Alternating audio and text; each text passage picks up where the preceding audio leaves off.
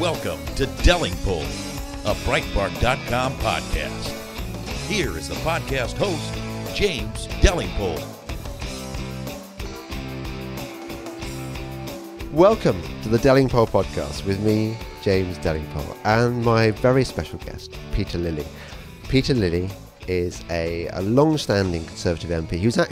He's so old. He was actually a minister in Margaret Thatcher's cabinet. Is that right? Yep. Trade and industry. Trade and industry. Yes. I don't want to flatter you, but you really don't look old enough to have been a cabinet minister in that time. Keep saying it. I don't mind being flattered. Yeah. Are you like me, a great admirer? Yes, very much so. It was an extraordinary privilege to serve in her cabinet and as a junior minister. And before I even got elected, I used to help write speeches for her. And afterwards, I go and see her from time to time. And every time you saw her, it's like having a shot of some illegal substance in your arm, or what I imagine having a shot of an illegal substance in your arm must be, because she was just so invigorating. Was she scary? Scary in a sense, but once you realised that her method of getting to the truth and establishing whether something's right or not was vigorous argument and debate, trying to pull something to pieces. If you stood up to her and you showed that your ideas or whatever it was you were proposing to her was solid, then she would take it on board. But she had this practice of testing things to destruction beforehand, even things she agreed with. And was it when you sort of did a dodgy speech, did she let you know it, or were you actually, did you have quite a facility for it? I mean, it must have been quite scary writing stuff for her. It was, and it was the thing she was least good at, was organising speech writing. She'd get about 4 people together, she'd give us a brief and say, Terry, you do that, Peter, you do that, Fred, you do the other. And then she'd go off and see the King of Jordan or have a cabinet meeting, and then she'd come back and look at what we'd written and say that's rubbish and start again. And it would go on all day and then all night. Oh, really? And then she was quite kind. She'd let people sort of go. She'd say, sort of the older ones, you look tired, you better go. Since I was the youngest, I invariably had to stay there the duration. And this would go on for several days, and she'd get an accumulation of stuff from us, which she was very dissatisfied with. And then she'd call in that famous playwright whose name temporarily escapes. Ronald Harwood? No, it wasn't. It was a different one. Ronnie Miller. Ronnie Miller, okay, sorry. Yeah. And they go off and boil whatever we'd produced and come up with something wonderful. But I couldn't ever see too much resemblance between what I put in and what she drew out. But it sounds like it was like working for Goldman Sachs or something. The hours. Yes. She didn't sleep, did she? Pretty much. I remember one time I had to help prepare the Queen's her speech for the Queen's speech debate at the opening of Parliament, and the night before there was the reception that always precedes it in the Carlton Club, and Ian Gow came up and saw me and my wife, and he was sort of towing Mrs. Thatcher around, and he said to my wife, "I'm terribly sorry that Peter didn't get back to breakfast until breakfast this morning, but I can assure you he spent the night with Mrs. Thatcher," and then realised that this was perhaps not the way of phrasing it, looked round and saw she hadn't heard it. My wife, who's quite robust, said, "It's all right, I always assumed she had droit de seigneur with young chaps from the research department." And he said, "I think you mean droit de madame," and quickly sort of made sure that Mrs. Thatcher didn't hear it. Well, how old were you at the time? I was quite old. I was in my 30s. Oh, right, okay, yeah. But as you say, I tend to look younger, so she probably thought I was about 18. Yeah. So was she... I know some people found her quite fanciable. Did she have a sort of any kind of sexual magnetism?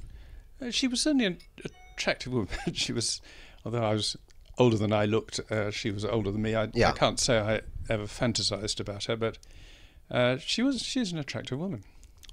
Do you not think that Margaret Thatcher ruined us for conservatism in as much as she was not a typical conservative leader or prime minister, was she? She had an ideology, for one. Yes, she was very untypical in that. Everybody now sort of looks back to her as the paradigm, but actually she was unusual. Most Conservative prime ministers enter it either out of a sense of ambition or a sense of duty into politics, and rise at the top with probably no very fixed ideology or worldview. She was unusual in that. Churchill, in a different way, was unusual. He didn't actually have such an ideology, but he had a very developed sense of Britain's place in the world and what was happening in the world, which made him ideal as a leader. Probably back to Lord Salisbury, was the one before, who had a coherent ideology. Most people in between were, a bit wet and a bit vague. And that's the norm for a Tory Prime Minister. This is always what... I don't know much about political history, but whenever I hear a certain kind of journalist talking about conservatism and what it means, I start thinking, well, maybe I'm not a conservative, because what they seem to correct me. Do you know about conservative history at all? A reasonable amount. Okay, so the impression I get is that conservatism is a kind of big tent type thing, and it's about not rocking the boat. And didn't somebody say that conservatism is whatever the current Conservative Prime Minister believes? Which I thought, for me, it's the opposite of why I care about politics. I care about ideology, or ideology, as you probably more correctly call it. I don't know. And I despise this kind of attitude where, we'll see what floats. Well, I don't despise it. I mean, I am more of a natural person who likes to rationalise things and put them in a coherent philosophical and ideological framework.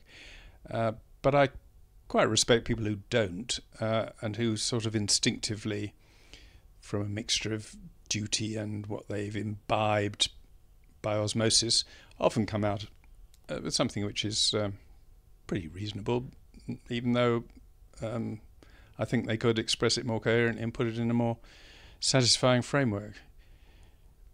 Macmillan was identifiably a conservative, but en route picked up quite a lot of socialist messages. Well, exactly. He's sort of almost aristocratic, sort of soft fascism. I think he's a man of the left. He certainly wasn't a Thatcherite. He certainly wasn't a Thatcher. That's absolutely right. And he picked up his ideas in the 30s when left-wingery was so deeply established that if you were a bit to the right of the Communist Party, you were thought to be a conservative. But that's it. I mean, he's sort of, dear boy, leave the job of running the country to us. We'll know how to look after you little people, and maybe rather more state intervention than you might prefer. I mean, wasn't that the deal? From him, yes. Yeah. Although even then, relative to the then left, he would leave much more to ordinary people to carry on their lives. Yeah, but we're comparing with virtual communists, aren't we? Well, yes, some of them were actual communists, but I think his instincts were, okay, some decisions have to be taken by the state, dear boy, and people like me. And he wasn't really grand at all. He was, Crofter's grandson, I think. Okay. But he could put on that grand Edwardian thing, and he married a Duchess daughter. He felt people who thought about it a lot and brought up to think about these things would probably make the right decisions. And in the circumstances of the time, it had to be people like that who were going to take decisions about war and peace and defence and so on. Domestically, he just went along with what seemed to be the best way of helping the least well off. And that's always been an important part of conservative thinking, that a nation's got to look after or ensure that everybody's looked after. I can't work out whether you're saying this because you're more mature than me in terms of your attitude to politics, or whether you've gone native. But you see, you're much more tolerant. I accept the premise that people go into politics to do good, but if you're a kind of complete moron, or if you have no understanding of how you have no ability to think critically about the world, then it seems to me that if you go into politics, there's a distinct possibility that you could do more harm than good, because suddenly you find yourself in a position of power, and you might think, well, hang on a second, I've heard about this wonderful renewable energy thing, and I think we really should be. Fracking, I hear, is really bad, and wind turbines, they're the future because Jonathan Porritt tells me as much, George Monbiot tells me as much, and maybe we ought to think about more what the Greens are thinking. Maybe we should triangulate in the way that seems to be been done successfully by Tony Blair. Suddenly, you've got a Conservative MP, say, who is selling the party down the river, selling the country down the river, because he's too thick to get it. Now, how would you answer that? It's not as much they're too thick as they're too credulous and don't apply their often quite considerable brains sceptically to whatever's fashionable. And that's disappointing. I'm not really advocating that we all be like Harold Macmillan. He happened by chance to be my Member of Parliament when I was a boy. Right. And I was dissatisfied instinctively with his approach then. And there was a chap called Enoch Powell, who most people hadn't heard of, but made the odd speeches about the economy and other things, who seemed to me to be trying to put a coherent idea forward of what Conservatives should be doing. And he was probably much greater, the greatest influence on my thinking. But he was a great man. Yeah, absolutely. Our Enoch, as we call him in the Midlands. Yes. So that's quite a contrast there between. I was thinking, actually, you mentioned Macmillan. When I was using my wind farm analogy, I was probably thinking of somebody more in the vein of Dave Cameron. You know, again, one of my scary lessons that I've learned growing up. I used to look up to the Toffs. When I went up to Oxford, I used to think that the Etonians were genuinely people worth cultivating, and somehow had been instilled in something because they'd been to the poshest school, that somehow they were possessed of a knowledge that I wasn't possessed of, or social graces and stuff. So when I met Dave, I kind of felt that I was in awe of him slightly, and I'm not, this isn't my get at Dave moment. I'm just thinking that sometimes we look up to these people and we think they can think cleverly, and actually not. Well, he's certainly very clever, David Cameron, but his approach at the time as leader of the Conservative Party in opposition and then into a coalition government was, how do I change the image of the Conservative Party? Because he's a PR man. He's a PR man, and obviously any leader's got to try and make his party more attractive and more presentable. But he thought, let's adopt policies that look good, rather than let's adopt the right policies and present them in the way that's best. Yes. So my approach is the latter. Let's think through rigorously what's right and what will work, and then think how to present it well, and don't put it forward in a way that's belligerent and makes you feel good, but how it will come over as well as possible. He went the other way round. I'm told, though I can't even remember who told me, and it may not be true, that he originally thought it would be good if the Conservative Party emphasised its green environmental credentials. They're intrinsically part of a Conservative Party. They want to conserve all that's good in the countryside and the environment and so on. And he was thinking in terms of those things, green belt and all that sort of thing. And someone said, well, you can't do a bit of it. You've either got to take the whole environmental agenda or not, because otherwise the environmentalists will just seize on the bit you leave out. So if you leave out global warming, you won't achieve anything, because the environmental lobby will just focus on what you've left out. So he or his advisor then included it in the spectrum of policies, rather than because they believed it. Okay, so do you know who it was who was this evil influence, this worm tongue, this green worm tongue? Well, I suspect it was quite a widespread view that, and probably it was true, that if you wanted to get the environmental lobbies on side, you couldn't miss out that.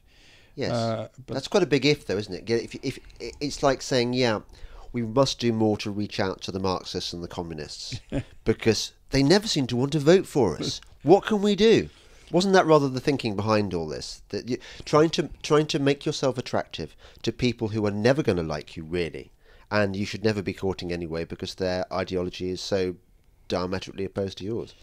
Yes, I think it's slightly different from the communists and Marxists in that there's an environmental lobby, like the Council for the Preservation of Rural England, which is full of all sorts of decent people, as well as a few ideologues. Yeah, but can I pick you up on that one?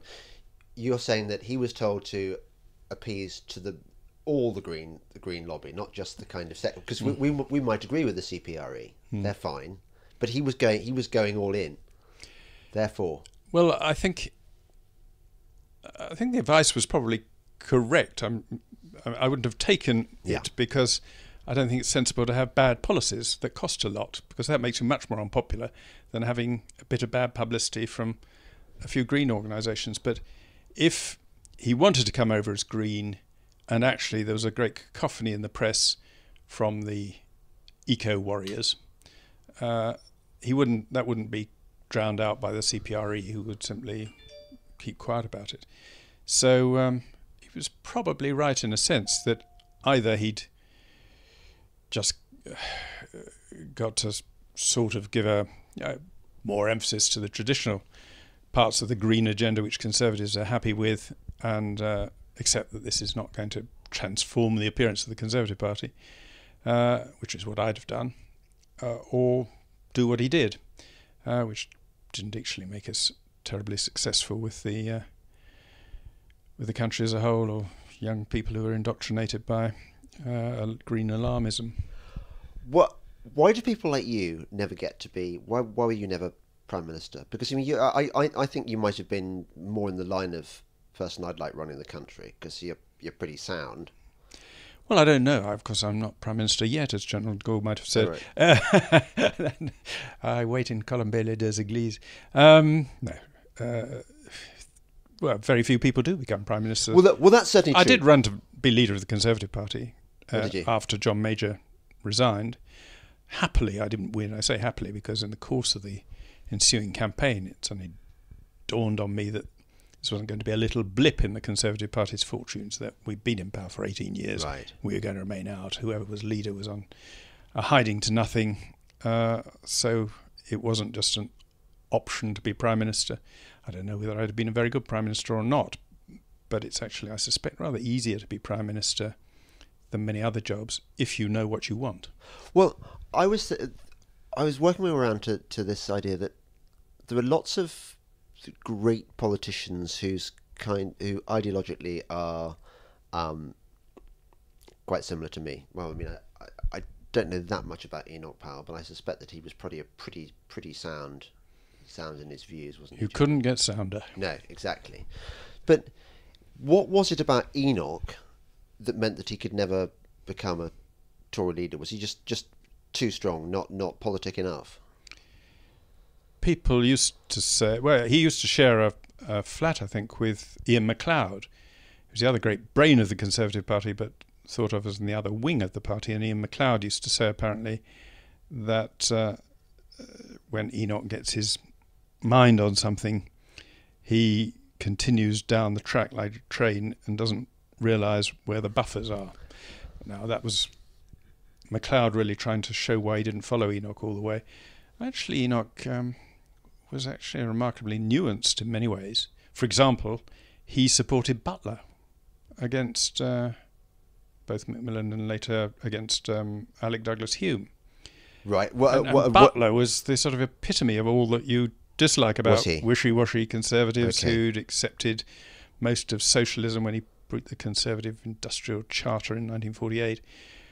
To read it is Norris accepting all the nationalisation that had happened and saying, well, that's happened, let's get on with other things. But Enoch thought that he was a true Tory. It was one thing he didn't really convince me about, but because... Why? Because somehow Butler, even if he got the wrong answer, thought things through, whereas Alec Douglas Hume famously wrote his memoirs, The Way the Wind Blows, and Enoch reviewed it and said, what an apt title, because it describes exactly how Alec Douglas Hume formed his opinions, whichever way the wind blows. Well, there's another one, you see, there's another Conservative... Look, I mean, I can say this, you probably have to be more circumspect, but I can't think of a Conservative leader I thought was any good since Margaret Thatcher. I mean, they've all been rubbish, all of them. And how come? I mean, you know, if you roll, what, there've been 6, have there? Leaders, or at least. At least. Okay, so you roll a dice. At least 6 is going to come up once, isn't it? Well, not necessarily statistically. Well, no. Well, okay. What did you read, by the way, at Cambridge? Natural sciences, and then subsequently economics. Oh, right. Okay, got two degrees. That's sort of. Yeah. So okay, so you've got that kind of mind. Yeah. So all right. So I'm wrong about my probability, but even so, you get what I'm saying. It's quite likely that it will. Yes. Well, I mean, I think William Hague had the makings of a great leader. There's subsequently he seemed to lose his mojo when he accepted office under David Cameron, which is a perfectly reasonable thing to do, but he seemed never to have quite the drive that he'd had in opposition. I mean, he was a fantastically talented leader of the opposition at a time when it was an almost impossible task.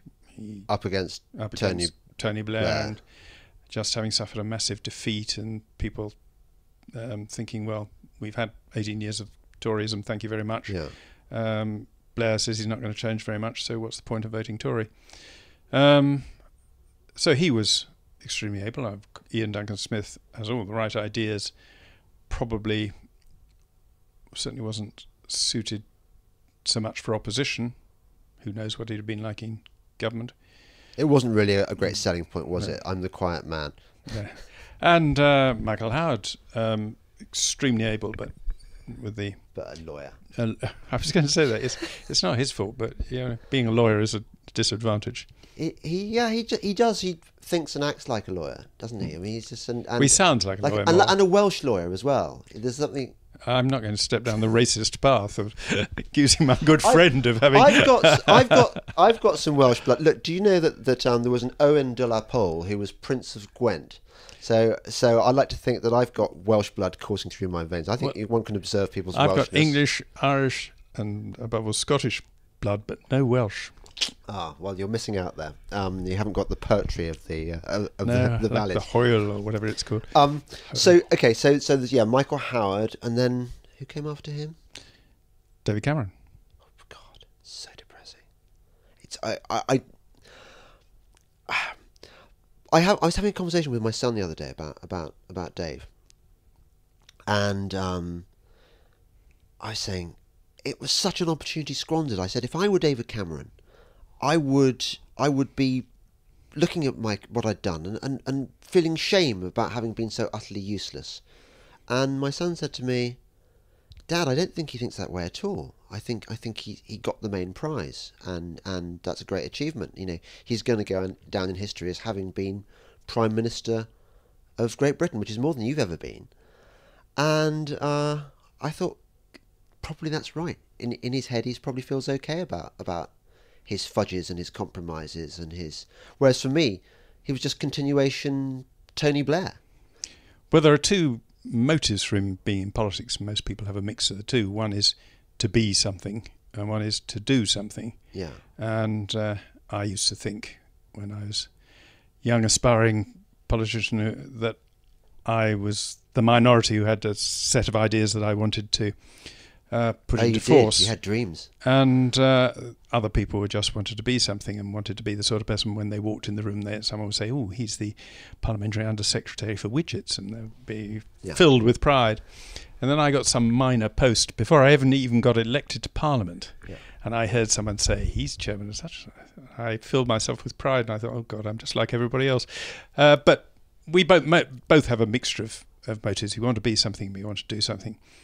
The sad thing is that quite a lot of those people who are right at the top are primarily there to be something and don't have any clear idea what they want to do. Tony Blair was the case in point.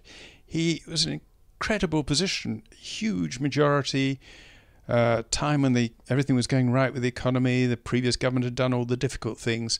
He could have done more things. And he didn't have an agenda. No agenda at all. So the first Parliament he spent doing things which were on the Labour manifesto, and he inherited from John Smith, which is pulling apart the reforms that Mrs. Thatcher had done. And then the next 2 terms he spent putting them back again.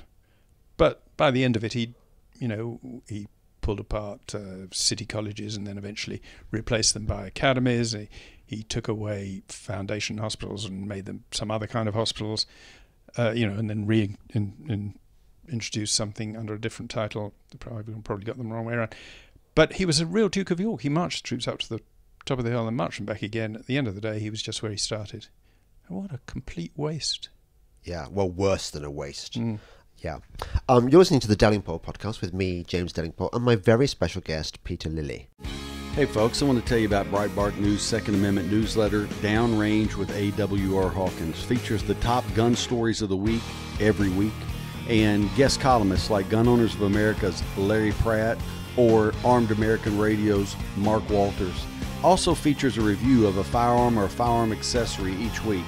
The newsletter downloads on Thursday, comes right to your email inbox. You can subscribe at Breitbart.com/AWR.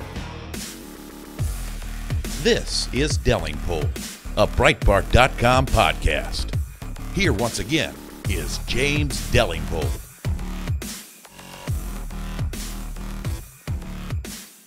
Welcome back to the Delingpole podcast with me, James Delingpole, and my very special guest, Peter Lilley. Peter, we're in Durham at the moment, and I'm sitting in your hotel room. There's nothing wrong with that. I tried to find you at breakfast, and you weren't there. And I came in. You can testify, can't you, that I'm in great pain. I know, it's terrible. Last night you were really in agony. We were both in a debate, and I was in such pain I could almost not think. I don't know what's gone wrong. Anyway, now here I am. So if I sound gaga at any point, that's really what's going on. It's when you're in pain, it's almost like taking drugs, isn't it? It takes you off to a sort of a realm that's not almost otherworldly. I mercifully have been free of pain most of my life, and a small scratch, and I'm in tears. Yeah, which is sounds just as well. I don't have to suffer your pain. Otherwise, I would be. I almost. You know what? In the middle of the night, I actually thought this is almost as bad as when I had a pulmonary embolism. I'm in such pain. I think I'm going to take myself off to the hospital and see what's wrong. But anyway, I didn't, and here we are. We were in a debate, were we not? At the Durham Union. I love Durham Union. Up against Anna Soubry and Lord Adonis, and a nice Cambridge Don called Professor Brennan, was it? Yes, Brennan. How sad that I can't remember his name, but he's a nice chap. And to be inserted later. Yeah, to be inserted later. So you and I were arguing against the motion. This House regrets Brexit.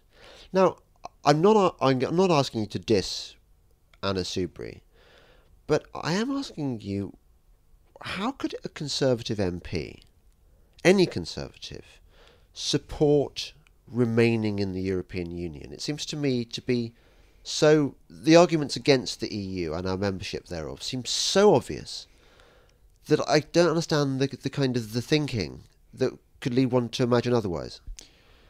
Well, you're right. I can't see any coherent, practical or principled reasons for remaining inside. But there's an element in the Conservative Party, as probably in other parties, that actually feel that they have a God-given right to rule, that the great thing about the European Union is it cuts out democracy. And so it makes it easier for people like them to rule. And it's significant that the hardcore Remainers, people who want to, regret the fact that they lost the referendum, still want to reverse it and remain in, they have no respect for the democratic judgment of the British people. And they were given a long campaign where they had all the arguments. There was plenty of opportunity to expose fallacies in the other side's arguments. They reached their conclusion. The biggest number of people ever to vote for anything in the UK decided we should leave. And then this group of people say, we don't really respect that. Why don't they respect it? Because they don't like democracy. Why do they like Europe? Because they don't like democracy. Yes. Europe is not democratic. So they disrespect any democratic decision to leave and want to get back into an institution which allows great and clever people like Anna Soubry, who's obviously very great and clever, as we learnt last night. She's feisty.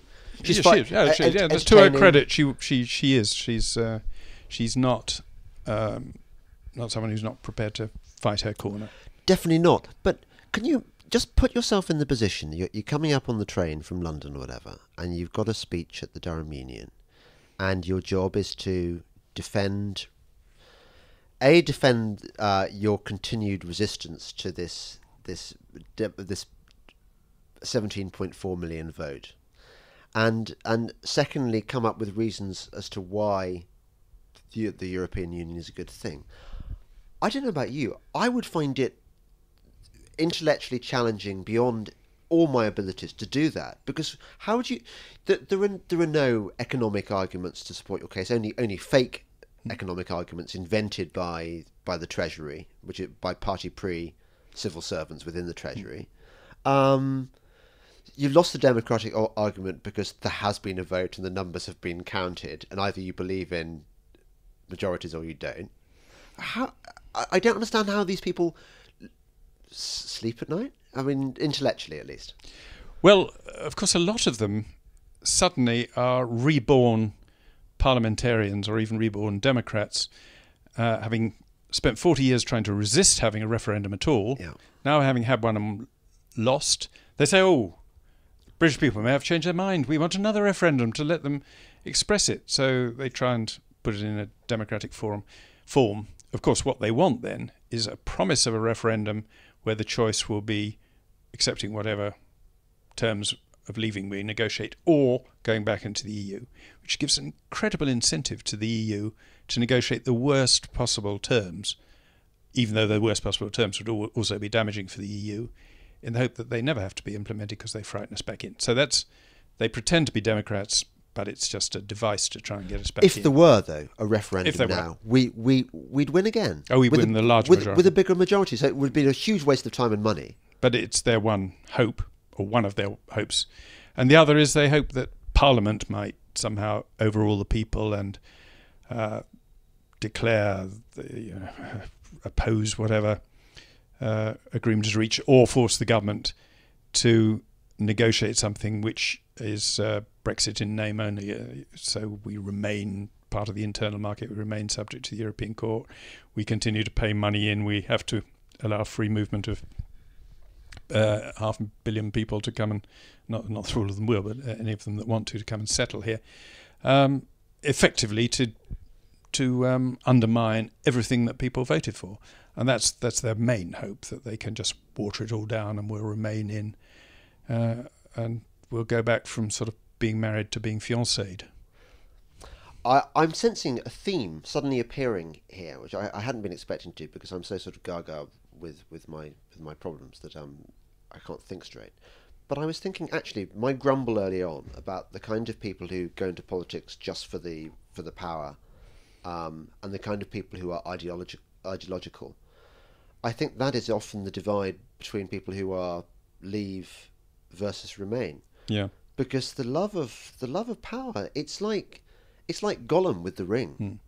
They seem to, it sort of takes over their brains, and they just love just ruling people's lives and making legislation and stuff. They love that. They love and any excuse to regulate, control and interfere. And that's the global warming scare. Why it appeals to the dirigistes on the right and the totalitarians on the left is it's an excuse to control things and regulate things. And I originally voted against the Climate Change Act when I got the impact assessment. The government have to publish this cost-benefit analysis of any piece of work, any legislation they introduced. I was the only person to get a copy from the little office in the House of Commons that stores them. And I found it showed that the likely costs of this measure were twice the maximum benefits. So clearly, you shouldn't go ahead. But they wanted to go ahead because it was an excuse to control and regulate things. There would have been cheaper ways of achieving the same objective, but they wouldn't have been given them the scope to interfere and regulate. So you're right. This was one of your... History will look back on your career and say this was one of your finest hours. Because there were how many MPs who voted against it? 5. 5. Can you remember their names? Yes. 5 including the 2 whips. So the Chris Chope, Phil Davis, Anne Widdecombe, myself, Andrew Tyree. I think that's 5, is it? I wasn't counting. I believe you, but it was who was in government at the time? Was it Tony Blair. It was 2008. Okay, and Ed Sorry, not Tony Blair. It must have been. Was it Tony Blair? Or had it moved on to? No, it was Gordon Brown, wasn't Gordon it? Brown. Ed Miliband was his environment secretary, and it was drafted by Bryony Worthington. Yes, who was an activist from the really quite hard left environmental organisation Friends of the Earth. She'd been seconded to the government, I think, to work on this. Yes. This.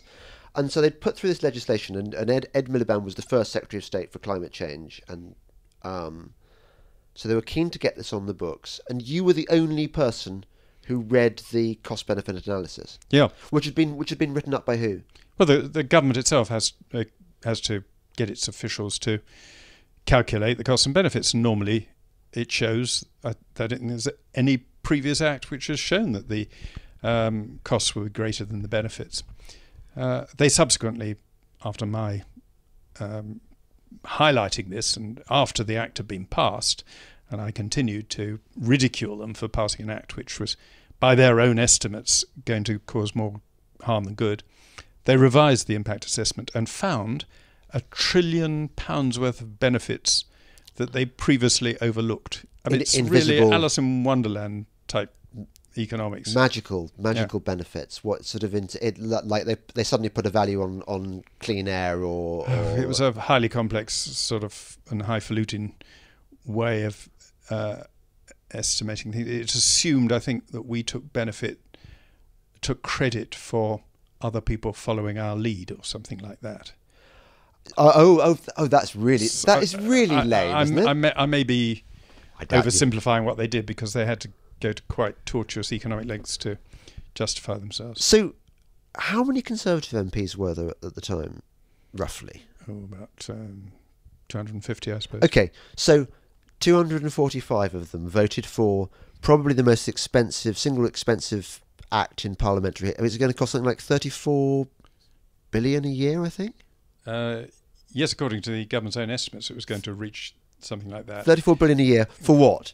For almost nothing. And in fact, if you work out what our contribution to reducing global warming will be by 2050, when we've removed all or 80% of our carbon dioxide emissions, even if you believe the somewhat inflated ideas of the impact CO2 has on the climate, it does have some, I think it would sort of delay us reaching 2 degrees warming by something like 17 days.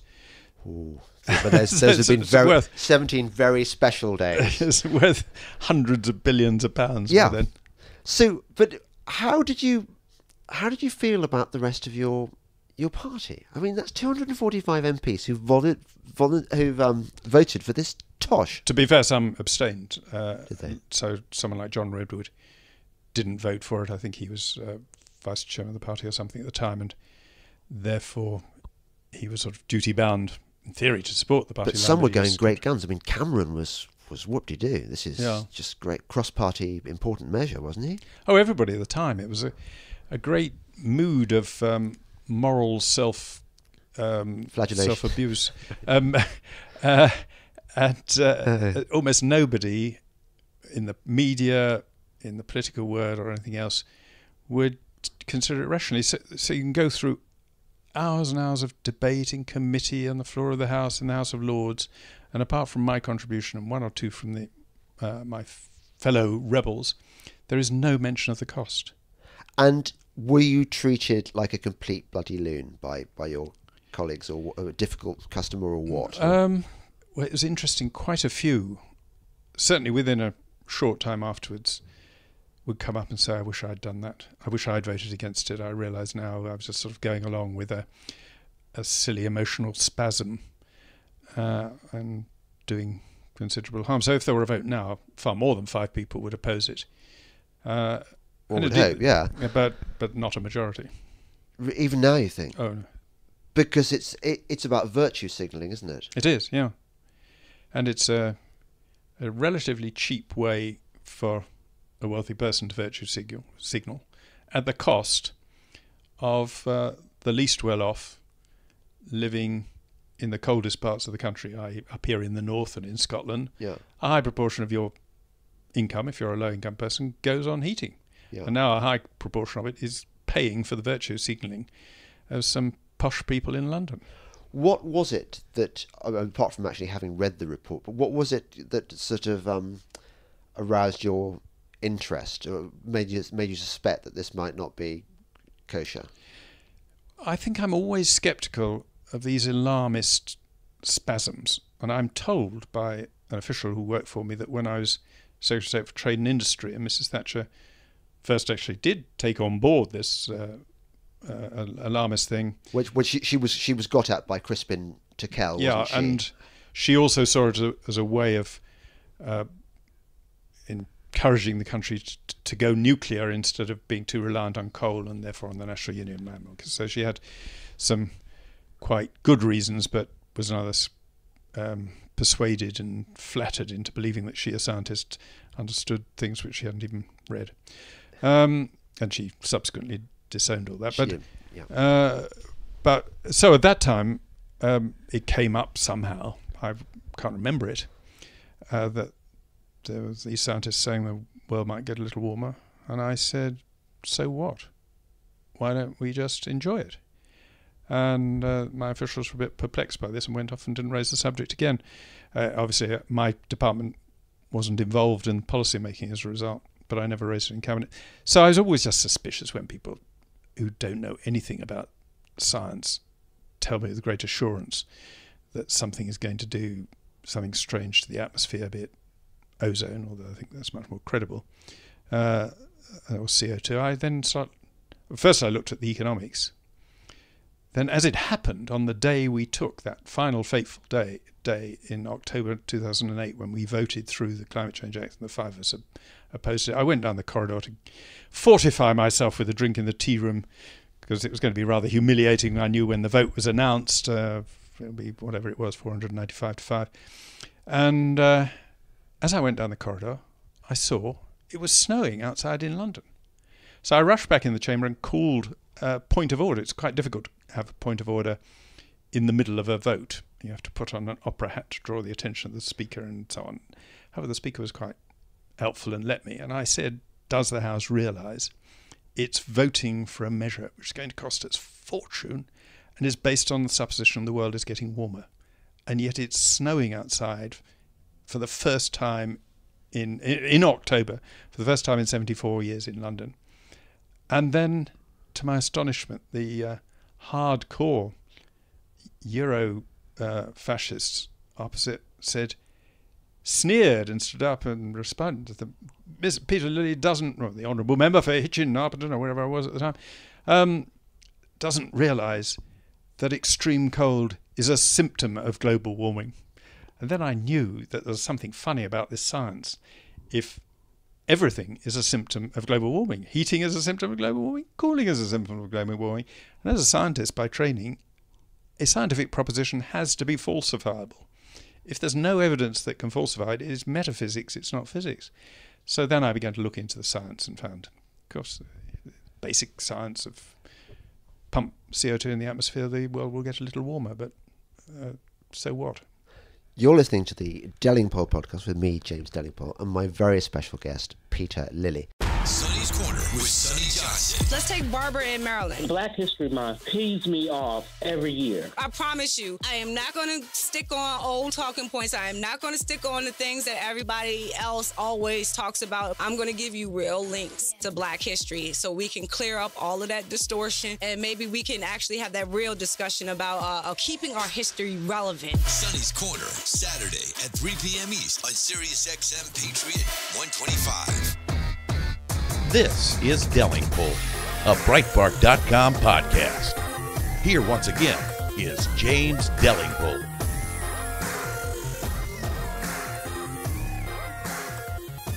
Welcome back to the Delingpole podcast with me, James Delingpole, and my very special guest, Peter Lilley, who's got to rush off and catch a train quite soon. So this last section will be quite short, but I was just enjoying, as a fellow skeptic who's been put through the mill for his beliefs. We're like saints, aren't we? In a way, we're like Saint Sebastian with arrows of the alarmists all over our bodies. Well, yes, I was married in the Church of St. Lawrence Jury, and St. Lawrence was famous when he was finally roasted to death, of saying, well, as he was on the griddle, I think I better turn over and do the other side. Yes. Something like that. And we're probably a bit like that. Because I've seen you at the gatherings of skeptics, and I've always valued the fact that you're one of the very few MPs that I can talk to about this stuff, because you totally get it. But it's not easy, is it, being on the side of the argument? One does get got at quite a lot. Oh, yes. I was on the Energy and Climate Change Select Committee, and initially when I was voted on by secret ballot, which was interesting. A secret ballot of Conservative MPs put me on it, and the existing members, one of them said, having Lilley on the Climate Change Committee is like having a hand grenade thrown into a tea party, or words to that effect. But then, subsequently, the Labour Party had a vacancy, and they, by secret ballot, elected Graham Stringer. Graham Stringer, who's also sound, yeah. And we were the only two scientists on the committee, and also the only two skeptics. And all the others used to lecture us about science. We said, hang on, what do you know about science? Have you actually read it? Do you know it? But of course, they still wouldn't listen to us. They knew they were right. Yes, I was going to ask you, did you get a sense of where they were coming from? What was informing their ignorance and their confidence in their ignorance?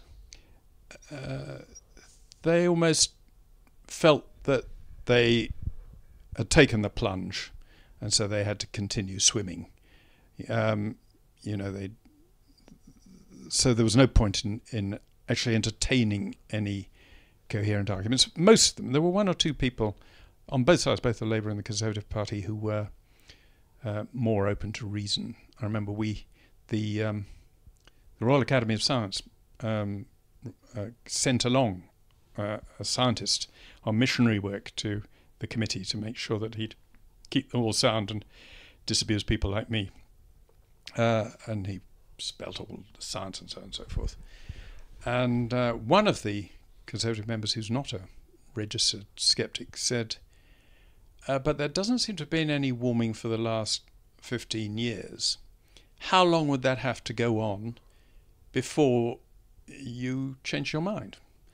And the scientist havered, and this chap just kept putting this question. Eventually, the scientist, Professor Tim Palmer of Oxford University, famous man, said it would have to go on for another 50 years before I'd change my mind. So that would make a total of 65 years without warming, and by then he'd be convinced that possibly he was wrong. If he was still alive. If he was still alive. He probably wouldn't be. And even then he'd only reconsider. He wouldn't actually doubt. So they've got an unfalsifiable proposition, and it's quite easy to stick by them. Yes. So they don't want... It would be hugely embarrassing if they had to change tack.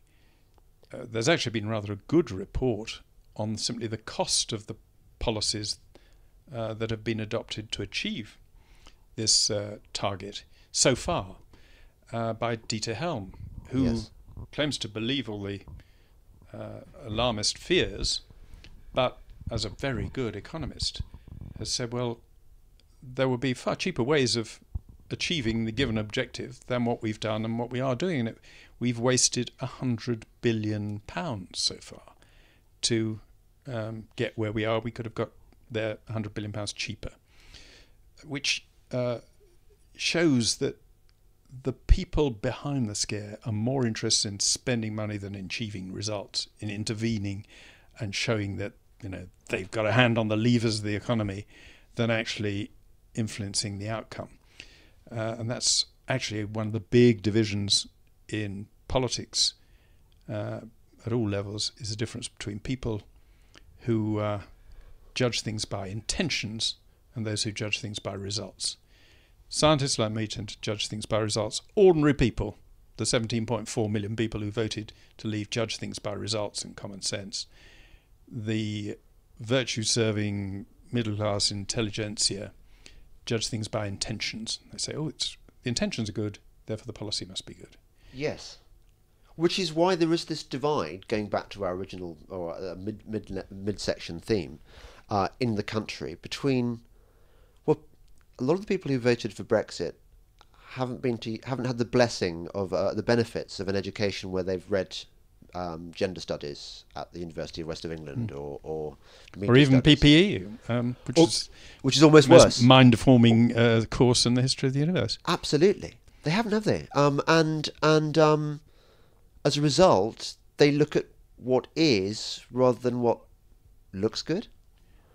Ordinary people look. Yeah. Yeah, absolutely. They think, well, this hasn't made me any better off. Yeah. And I resent these toffs telling me I'm a racist when actually my best friend's Mr. Patel next door. Yeah. It is an extraordinary divide. And on Europe, they think, the bourgeois intellectuals think it must be a good thing because we're told it's to stop war. And of course, that argument came up. The non-argument came up last night. We've been saved war. Stopping war is a good thing, but there was a war in Asia. There hasn't been a war since 1945 between Japan and China, even though they haven't merged themselves.